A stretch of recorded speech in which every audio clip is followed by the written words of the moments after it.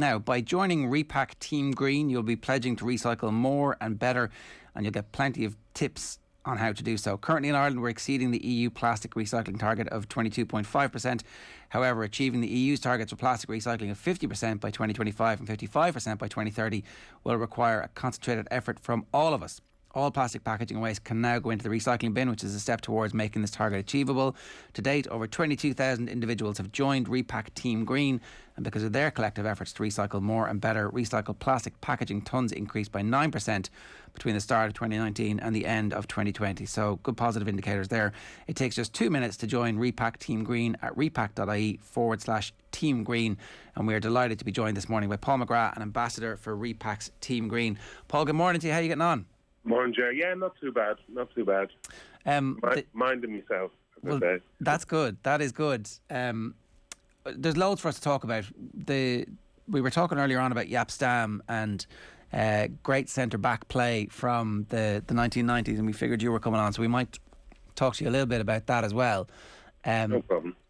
There was one question we were asking Kenny earlier on. Somebody had texted in, if you had to pick one, Stam, Vidic or Ferdinand to play alongside, who would you pick? He picked Jaap Stam. Who would you pick? I think I'd go along with what he said. Stam. You're a Jaap Stam fan too, ahead of Ferdinand and Vidic? I have to be honest, yeah, I would be. Splitting hairs really here, Paul, aren't we? Yeah, to be fair, they're all very close, but yeah, if you had to pick one, Jaap would have been the one. What did you like about Stam as a defender? Just no nonsense. Just take the ball off you and go on up the pitch and join in. And he had that Dutch thing where he thought they thought they were brilliant footballers as well, but he actually was one of these people who did his job at the back perfectly. And then if he could join in, he would do that as well. So he could score a few goals as well. So yeah, I would have thought out of those three, Rio obviously I'd met when I was nearly joined West Ham. And he was unbelievable. But having said that, I just think Sam would have just shaded him a little. Paul, you weren't there part Dutch, were you? Taking the ball off centre forwards and dribbling up the pitch? A bit like Stam? No, I didn't. I had one or two goalkeepers who used to think they could pass the ball to me, and I just turned me back and walk up the pitch, to be honest, Kenny. No, because, there's certain players who know they can do it because they're a little bit cocky, and some of them think they can. And I wasn't one of those, because every time the ball was passed to me, you'd have an Ian Rush sprinting at you or something, and it'd frighten the life out of me. Well, it's interesting, Paul, you say that, because you obviously watch a lot of football, the modern game, in terms of how the game's evolved, particularly for defenders now. A bit like myself, you see kind of the onus that's been put on them when keepers in possession to drop to the edge of the 18-yard box, even to the edge of the 6-yard box now, and look to play in that area of the pitch, even under pressure, and that's kind of demanded of defenders now. Would you have been comfortable in that environment, being asked to play in that manner? I would have said, Kenny, to be honest, that is so. It's some of the most ridiculous football that I've ever seen, because it invariably ends up with someone taking it off them and putting it in the back of the net. I don't understand that part of the game that they're trying to, make normal in football. I don't think it's not a normal way to play football. Yeah, it's amazing, because you hear people speak like that. Maybe it's, I don't know, maybe it's a different generation, but different era. But you're talked down, Paul. Maybe you're talked down. You're spoken about as being a bit of a Neanderthal. If you have those, if you advance that, and I'd do the same, like to some extent, in terms of the amount of risk that you're taking and the reward that you get, as opposed to how much you're putting the ball at risk. I'd be probably very similar to you, but of course people are kind of roll their eyes if you make this argument. People, look, you're a different generation, you're old school, Neanderthal, what do you know? Well, this is it. Yeah, but the basic. Are you joining me on that? Yeah, I do. Yeah, I would, Paul. Yeah, because I think the basic, probably what you are saying is, kind of think the basic fundamentals of the game still haven't changed, have they? Kind of 20, 30 years on, particularly from a defensive point of view. We're supposed to defend. We're supposed to give it to the people who can play in midfield. They're supposed to give it to the lads who score the goals up front. And I don't think, I've seen people now that can cross the ball into the goalkeeper's area, and they just turn out, and because they want their stats come up, So they want to know they've had a certain amount of touches on the ball and stuff like that. Passes completed. That's not the way I played football. I didn't grow up playing that way. So maybe I really am the dinosaur of this thing. But I think, Paul, you would have been able to play centre back today. You're like, so when Jack played you in midfield, you had responsibility to get on the ball and pass the ball, and so you clearly were capable of passing the ball. And like, I don't think there's anything Virgil van Dijk can do that you wouldn't have been able to do. Oof. Has he got that big diag, Paul? Has he got that 40, 50-yard diag? That I can't. He's no, but he's a one-off where he's so comfortable on the ball. He will take it from any part of the pitch, and he can pass the ball obviously way better than I could ever pass the ball. No, the players are obviously much more adept at doing what their managers want them to do. But we played a certain way, and you just didn't pass the ball around the back because you knew there was going to be an Ian Rush or a quicker player, or they'd come in at you like a light and just take the ball off you and score a goal, make you look foolish, basically. It is amazing. Sorry, Paul, I was just going to say, in relation to actually just the basic art, not so much in possession of the ball, but I'm having a discussion with somebody over the last kind of couple of years in relation to the role of the centre half and what your responsibilities were when you played as a centre half.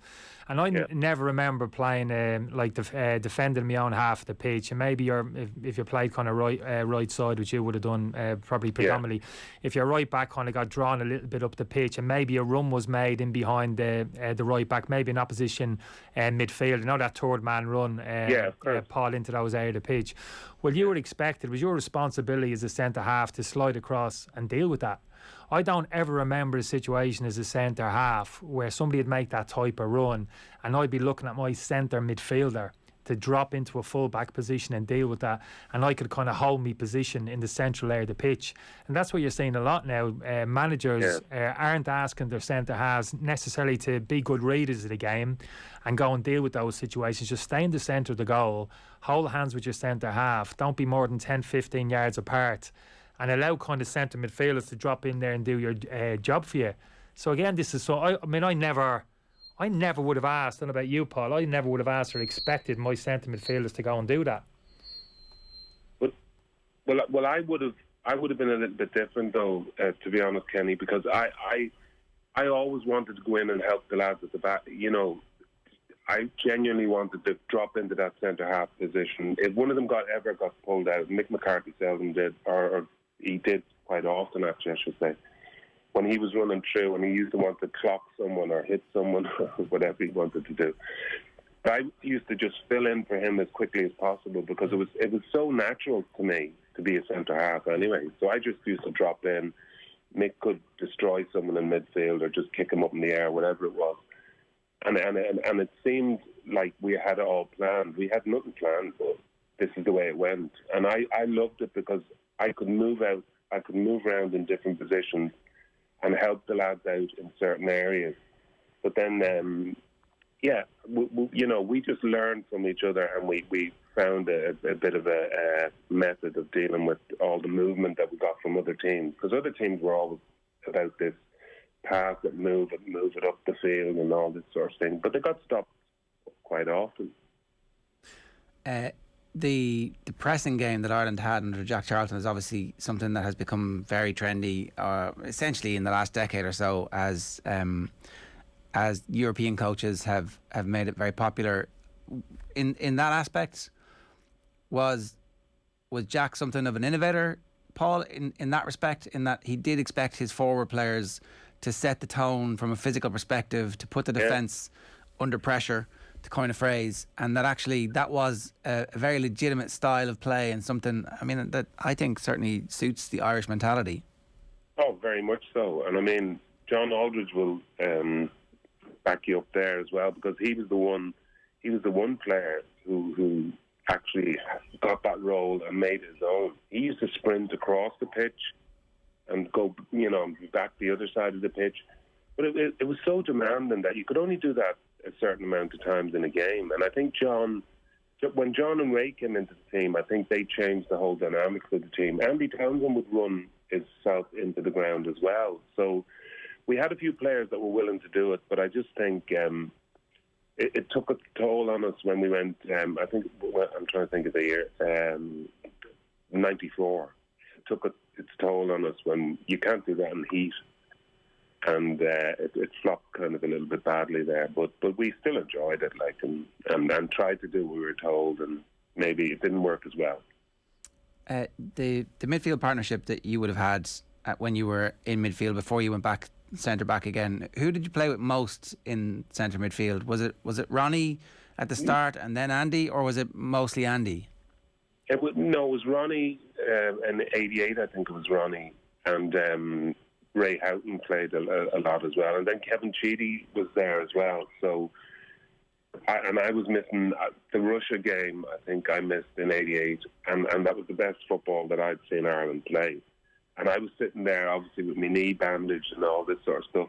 And I'm thinking, this is brilliant. What we're doing now is absolutely brilliant. But then they were three of the greatest ball passers and ball winners and all this sort of stuff. And I hated being on the sideline. But I was jumping up saying, well done when we scored the goal and all this sort of thing. And I'm thinking, well, I'm not getting back into this game. But but I was loving what they were doing. And it showed on that day against Russia that we could play against anyone in the world and match them.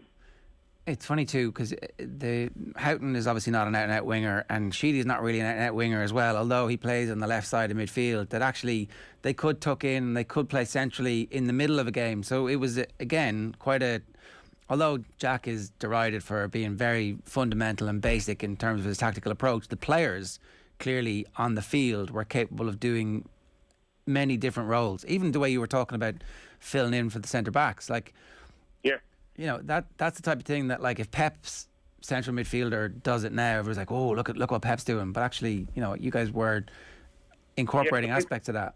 But I think Jack wanted us to play a certain way, and he didn't want us to be knocking around in midfield where people could win the ball and be coming at you. He knew we'd all drop into certain places. As soon as we lost the ball, everyone knew what they were supposed to do to stop the opposition scoring. And that was the brilliance of Jack, I think. That I knew, Jesus Christ, if someone makes a mistake in that midfield, I know where I have to run. I have to run towards Mick and Kevin Moran to stop them, overwhelming us at the back or scoring goals. I used to be... I hate using this word now, but try and snap one of them in half so I can get the ball back to someone else. Paul, do you mind me asking you? Obviously, we enjoyed a huge amount of success under Jack, but do you think there's an argument? Of course, we'll never know; it's all pie in the sky. But in terms of playing that different brand of football, you mentioned there the Russia game. I've heard a couple of the lads, kind of Ronnie and Ray, over the years, talk about that as well and say exactly what you said there. Do you think we could have been as successful under Jack playing that different brand of football, more of a footballing type game, more possession based, considering, like you said, the quality of players which we had? John Sheridan as well, never used to get the team. John, what a good football player he was. Do you think we could have gone close to what we did under Jack, playing a different way? I love the fact that you mentioned him, because he was kind of ahead of his time, but behind his time, because he wasn't so up with the squad. If you know what I mean. Yeah. But he was. I remember he tried to chip the goalkeeper. I forget which game it was and all that. But he used to. But even when he got the ball, he used to always hold the ball for a couple of seconds and just look round, and no one could get the ball off him. But so we had the players to do it, but we just. I don't know whether Jack wanted to free us up that much to let us play. To let us see, could we match these people that we were the opposition. And I think he would have got a shock if he had said, listen, today go out and play. If you want to play the football against them that you can play, see how it goes. And I think if Jack had done that, I think we would have maybe won even a few more games, because we had really some cracking footballers, seriously. I know we hated lumping it forward and then chasing it. But John, to be honest, we didn't have to chase it. It was the lads up front that had to do all the running around and chasing and stuff like that. So I mean, you can do both, can't you, Paul, in terms of when you haven't got possession, that kind of high intensity in terms of closing it down, you can do that. But when you win back the ball, it doesn't mean you have to play back to front direct early and get it in behind as well. You can get it down, make a few passes, keep possession and work the ball. You can have the best of both worlds, Paul, can't you? But exactly, Kenny, and especially, I mean, you're a little younger than me, so you went through another stage of that where you know, our lads showed that they could take the ball down with the Andy Reeds and people like that, and they were really good footballers. And I loved Damien Tupper and Robbie. Robbie. Geez, I said Roy Keane, Robbie Keane, and Roy. You could put Roy in there as well, yeah. Oh, jeez, of course I'm putting Roy in. But I mean, you've had a fabulous group of lads there, and they actually. And I was so proud because obviously you're proud because we're bringing a new group of kids in there who actually know how to play the football as well. But they did, and they lumped balls into the box as well. So yeah, you remember that, I think, Kenny. Yeah, I think you're right, Paul. We probably, no disrespect to the lads, I played with some wonderful players, don't get me wrong, but probably didn't have the players from a technical point of view that Paul played with. But I thought we kind of, under Mick, we tried to mix our game up pretty well. We played with that intensity in terms of winning the ball back, as Paul's describing there, as they did under Jack. And in possession, it wasn't always the case of lumping it forward. Although that said, we did like to get the ball back to front early, getting it up to centre forward's feet, getting it down the side, squeezing up and playing in the opposition half of the pitch. And that's kind of disappeared a little bit from the game, like for the reasons that we're saying earlier. Paul's talking about making passes, pass completion. He's never given the ball away, but he's never passed the ball forward either. You know, that type of attitude in the modern game. So. Honestly, that was the problem. You know, but and then you guys kind of balance the whole thing out for us, making it that we want to move up the field, we want to be knocking the ball around well. It looks like it's great football, but when you get to a certain point, you want to cross it in because you want to score a goal. You don't just want people to say, well, they're up this far and now we'll walk it all back again towards our goal. Yeah, you've actually proved to us that and to be fair, you had a much younger team, I should say, Kenny, and you had a lot of really good players in that team, and that's the ones that I thought would go that extra step again, and then everything kind of, a few things blew up. Yeah, but the game hasn't. But if you look at all those teams, Paul, from yours through to my bit of time and teams, after certain fundamentals there for me, when you look at an Irish team, what type of performance do you want to see? And when I kind of shut my eyes and I picture it, when we're at our best, particularly from an attacking point of view, it is from getting the ball back to front. I'm not talking about smashing the ball through the air here, like hitting Hail Mary jobs. Yeah, getting the ball back to front, but like Paul says there, get it into wide areas. And I thought we've always been good and effective. Our biggest weapon has been crosses into the box. It's a simple thing to say, but little combinations down the side, good quality crosses into the box. And we've always had people. We had them with Cass, Quinny, Kevin Doyle. But we don't at the moment. So if you think about the chances I disagree with you.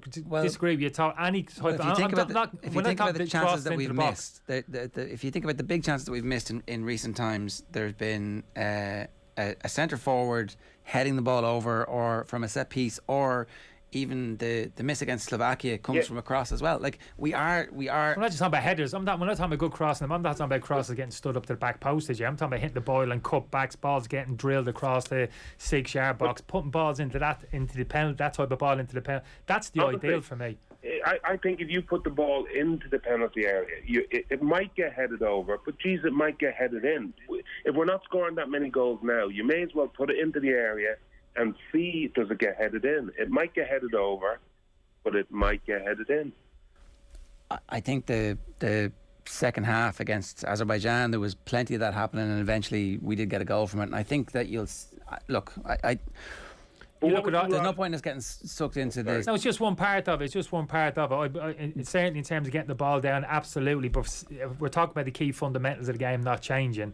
And even the modern game, I'm looking at top-class defenders, world-class defenders. Now, even the likes of Van Dijk, when he's got a turn, Paul, outside his penalty box, he's got to run back quickly towards his 6-yard box and defend across into the box with lots of movement in and around, the people darting across the front of him and spinning off the backman, lots of bodies in. That, even now in the modern game, as good as you are, that's not easy. That's the toughest place to defend for me in that situation, rather than being parked on the edge of your box with teams passing the ball across and in front of you and you're just being comfortable there. I think Ireland are trying to do that. They just have been incapable of it because, you know, the way the games have gone. I think we have tried to create chances. It sounds a little bit like you're saying we're not trying to create the chances.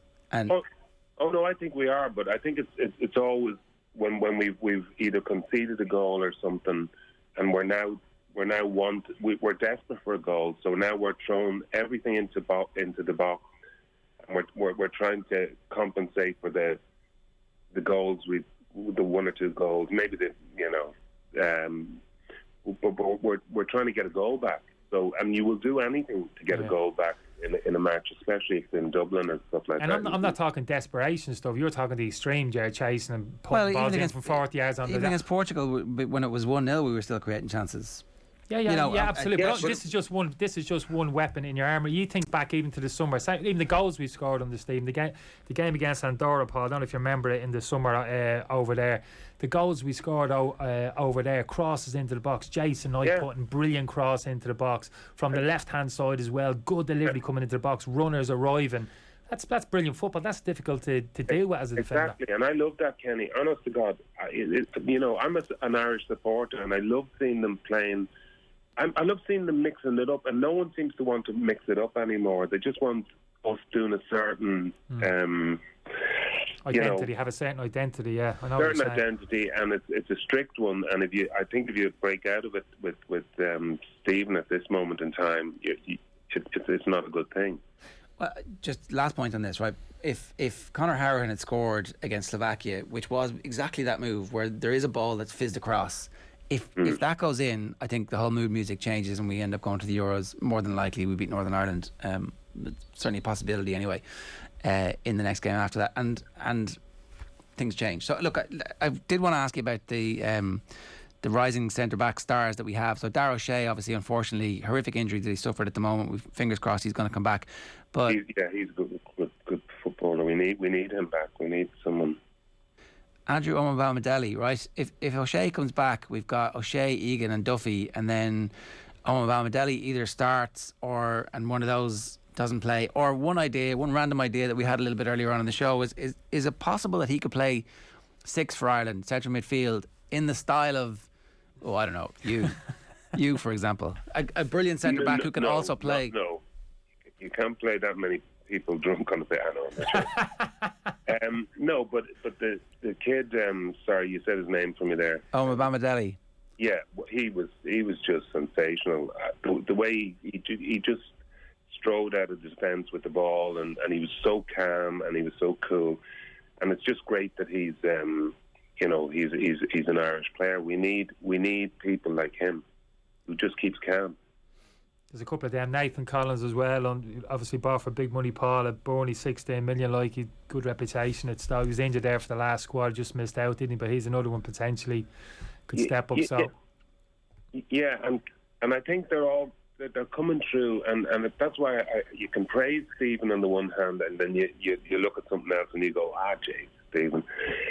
I honestly think we've got a good team there, but I think we need to just mix it up a little bit and allow them to say, can we play on what we see?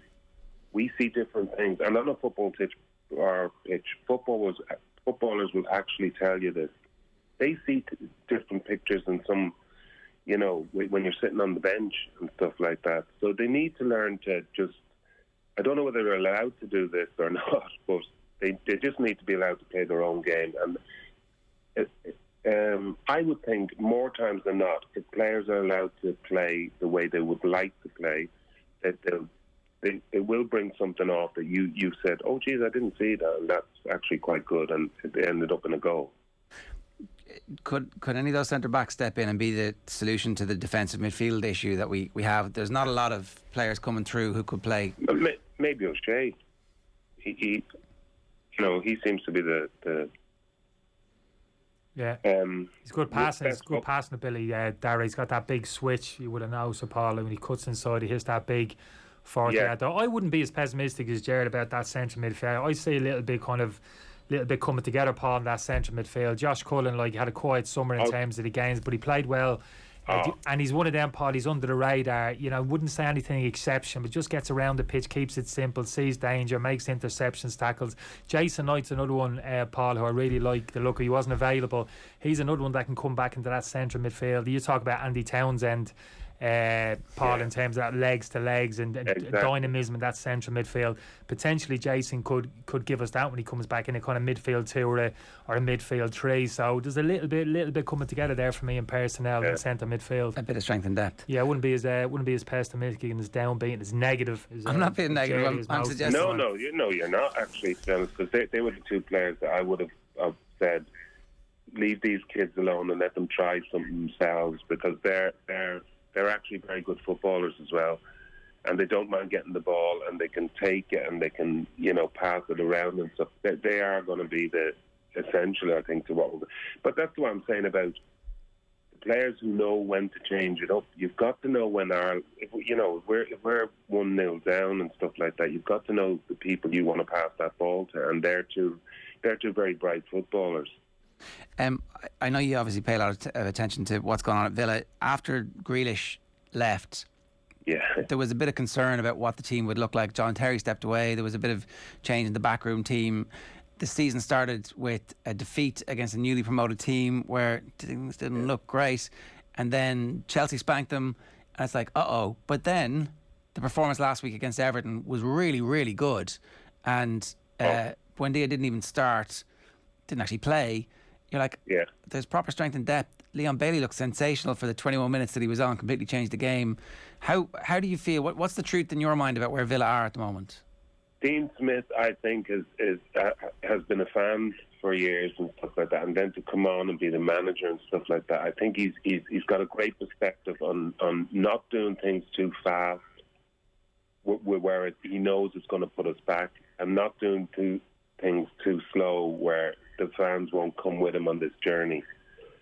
So I think he's doing a great job. I think the players we brought in, you have the 100 million from Jack Grealish.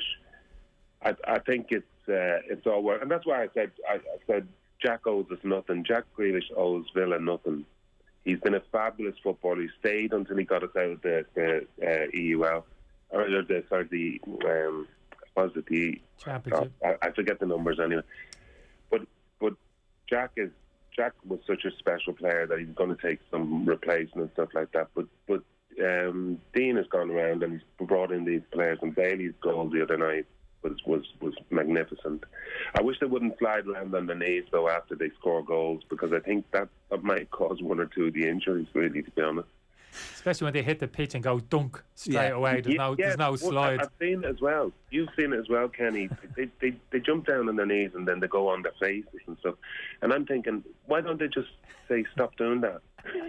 Even Ronaldo's got that twist now and pivot in the air. Yeah. And it might be an age thing. I look at him doing that and I'm thinking, oh, be careful. Yeah. That's like cruise shit. That's potential cruise shit in the making. Seriously, honestly, you know what it's like, Paul, when you land. Statler Mulder bit off centre, yeah. I'd know better than me. But it is true. Like if you owned a Ronaldo, which most of us don't, but if he's up there doing a ballerina move, you're going to go.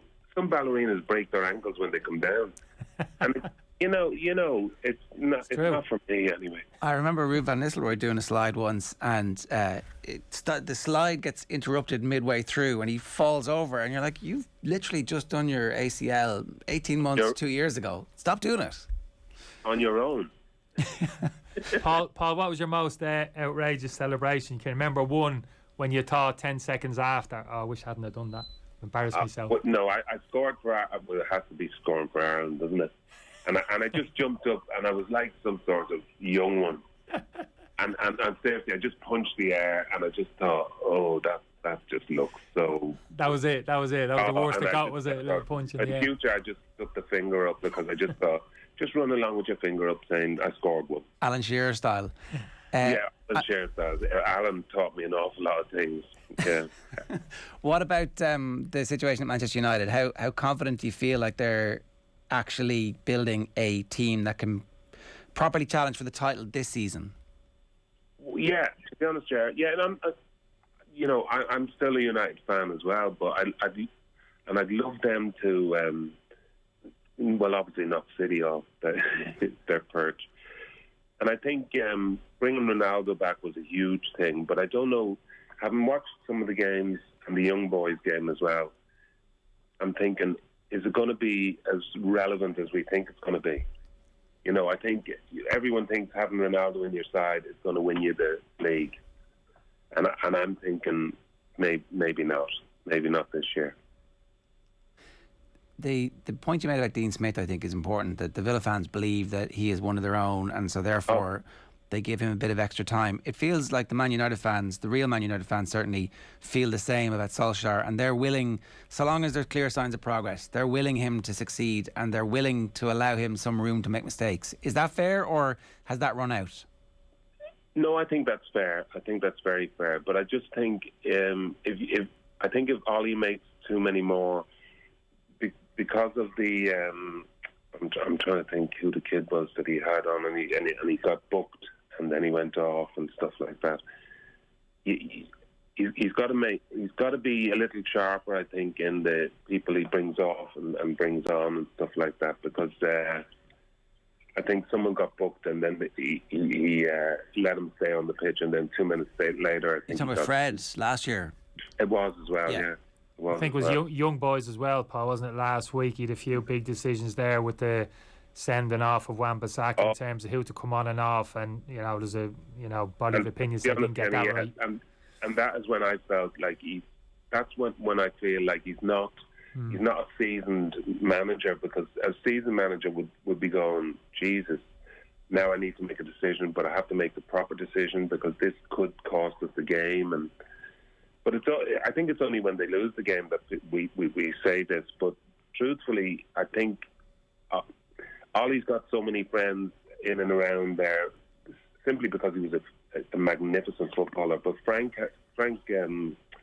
Lampard had the same at Chelsea, and eventually they just ran out of time with him because But I'm hoping Ollie can hang on. But at the same time, I don't know whether he's got that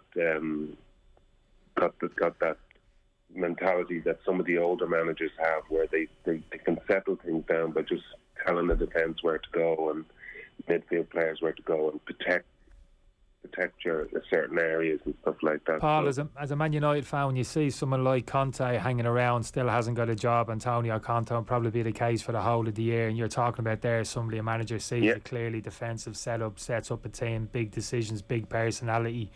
You look across at him, would he be somebody potentially you'd like to get hold of? Do you think he could pull it all together at Old Trafford, put all the pieces? Anything bad to happen to Ollie, but I do. You look at Conte, and you just think football through and through, and he wants more on his CV, and he wants to be up there as known as being the best here, the best everywhere. And he is a great manager. Yeah. He's passionate. He shows his passion as well. Well, all Italians do, don't they? But he really does show that he's in love with the game, and he'd be magnificent, I think, for Manchester United. Paul, great to talk to you. Thanks a million for making time for us this morning. Cheers, lads. Nice one, Paul. Take care. Cheers, Jack. Cheers, Kenny. That's Paul McGrath there chatting to us this morning as an ambassador for Repak's Team Green. It takes just 2 minutes to join Repak Team Green at repak.ie/Team Green, and by joining you'll be pledging to recycle more and help Ireland hit our EU recycling targets. Probably one of my biggest moments actually for Ireland. People ask occasionally throw best game and what was the bit, and I struggle really, to be honest with you, in terms of those big standout moments, but the one that regularly pops into my head, if people to say the game which mattered the most, I say Wales, Cardiff Arms Park, friendly, midweek, half empty, nothing game, 0-0, dour, miserable evening of football. Possibly me career highlight international level, because played alongside the big man for most of that game at centre half. Paul was just finishing, I was just starting. That was a big moment. I can totally understand that. The outpouring of love He wouldn't remember. comes anytime. But the Fair outpouring of enough. love that comes anytime that we have him on, or anytime Yeah. that he makes a public appearance. It's like I was talking earlier about Shane Lowry maybe being the most popular Irish sports person at the moment, but there was a good decade and a half where it was Paul McGrath, and rightfully so. Yeah, and it wasn't just from the general public, it was within the dressing room as well. From the players felt that just as much as the people outside, and we were a new generation coming in. Paul alluded to it there. He was finishing that crew were leaving, and we were arriving, so there was a small little overlap there. But I mean, Paul obviously was very private and kind of kept to himself to a large extent, even around the hotel and stuff. Obviously, we've spoken about that, but if during the course of the week you're in the hotel passing by each other, or and he'd how's it going, everything good, something as small as that and insignificant that would mean everything, absolutely everything to you. And that was felt by particularly that younger generation who were coming through with myself, the lads who were coming in at that stage, Mark Kinsler, Mike Holland, Gardy Breen, all of these players, Duffers obviously, and Robbie. Yeah, just I was lucky. I was lucky to have played 2 games with Paul. My debut over in Czech Republic. Babsy played that day. We played in the back 3, talking about defensive setups. Right. Back 3, and Ray and that were around. Andy, all the lads, was great. But for me personally, yeah, that second game when I squeezed into it 2 with Paul, and he was great. Didn't say much during the game. Even then, not a massive talker, but just every now and again, great header. Great tackle. It must make you feel pretty well good. Well played. 10 foot tall meant everything.